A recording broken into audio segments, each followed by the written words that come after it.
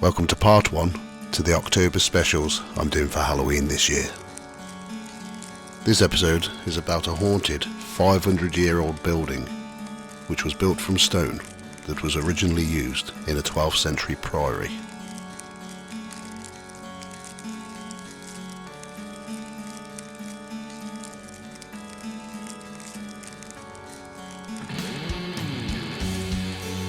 Before I start, I'd like to mention a podcast called Paranormgirl, hosted by Kristen and Amanda. Kristen does an amazing job talking to people from all fields of the paranormal, from ghost investigators, cryptozoologists, UFO experts, and many more. She goes in depth with her questions, bringing out the core of the full subject. Paranormgirl is available on Spotify and Apple. Kristen also has a YouTube channel where she'll be hosting her first live session this Halloween. I'll add links on social media and in the description of this show.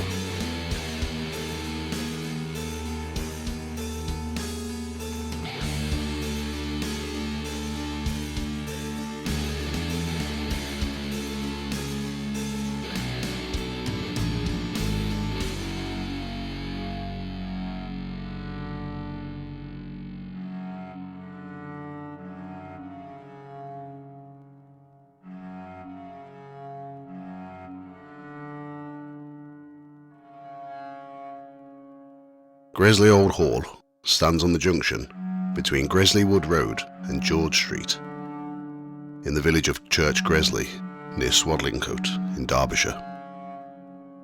It's recorded in the Domesday Book of 1086 as Gresel, which may be Old English for gravel, and Lee meaning a clearing in the woods.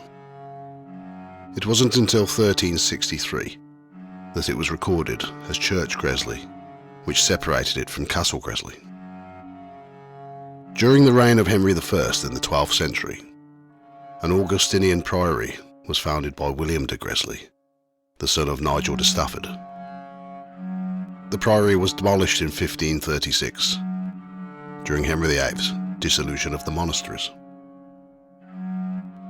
The land that the priory was on was bought in 1556 by Sir Christopher Allen, the son of Sir John Allen, who was the Lord Mayor of London twice.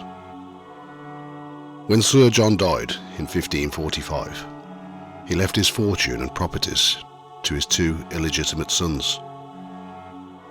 Sir Christopher inherited Ightham Moat in Kent, and is said to have demolished what was left of Gresley Priory, and built the first incarnation of Gresley Hall in 1556, using the stone that was used in the monastery.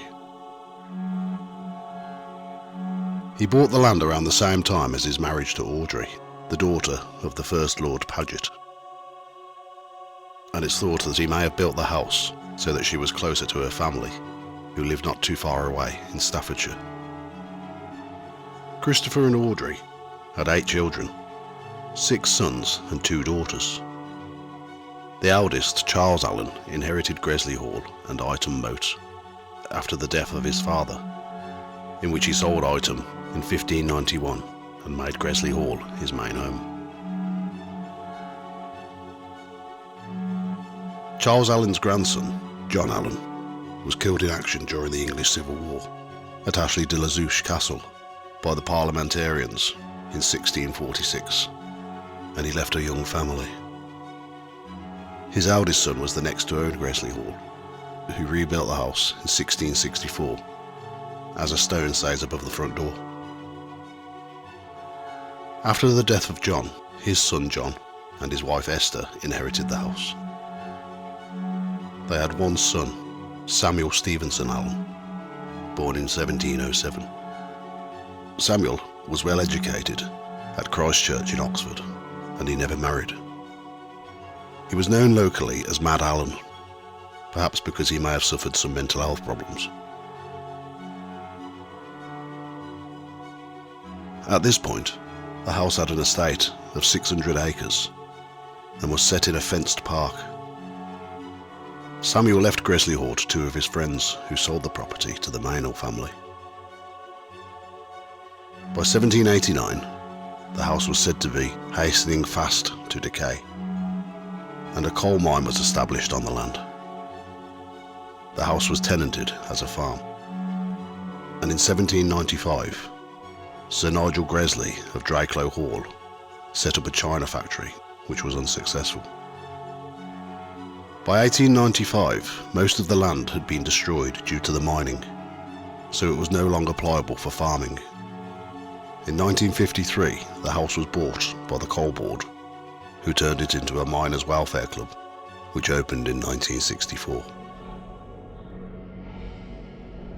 In recent years, Gresley Old Hall has become a well-known site for paranormal investigations, some claiming to have taken photographs of the spirits that dwell in the property, and many people local to the area have ghost stories that have been told for years.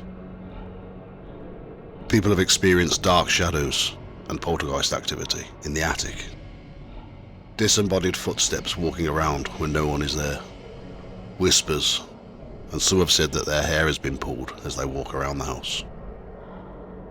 On the second floor, people have said that they've experienced a burning feeling, so intense that it feels like their skin is peeling. This is the same floor where there is a blocked up doorway. In Victorian times, a local story tells of a maid called Marjorie who was in her 60s.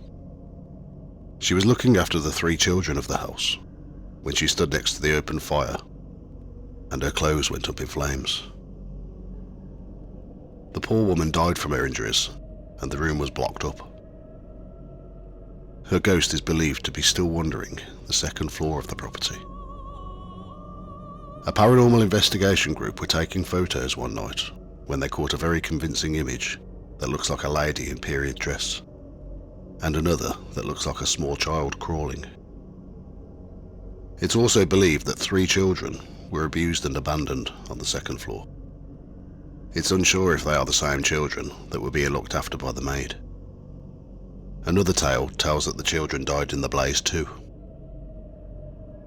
Another ghost that has been witnessed on the second floor is that of an extremely angry man who makes people feel belittled. Many people have left the building after being in his presence. On the first floor there is a stain on the floorboards that is believed to be a blood stain left from when a man was apparently stabbed to death. It's said that the stains can't be removed no matter how much people have tried. In 2017, a visitor to Gresley Hall who was attending an event wandered around outside of the building when they noticed a dark hooded figure standing near the window. They approached the figure, believing it may have been someone up to no good. As they got near, the figure started to walk away. They followed them and tried to talk to them. The figure turned around and disappeared. Thank you for listening to Ghost Tales by the Fireside. If you enjoy this channel, please subscribe and give me a thumbs up. It's very appreciated. You can find more information about the episodes on the website ghosttales.co.uk, and I have a Facebook page, Ghost Tales Podcast, and Instagram at Ghost Tales Podcast. The podcast is normally out monthly, but as it's Halloween this month, I'm doing an episode every week. All music, research, writing, production, art and sound effects are all my own work.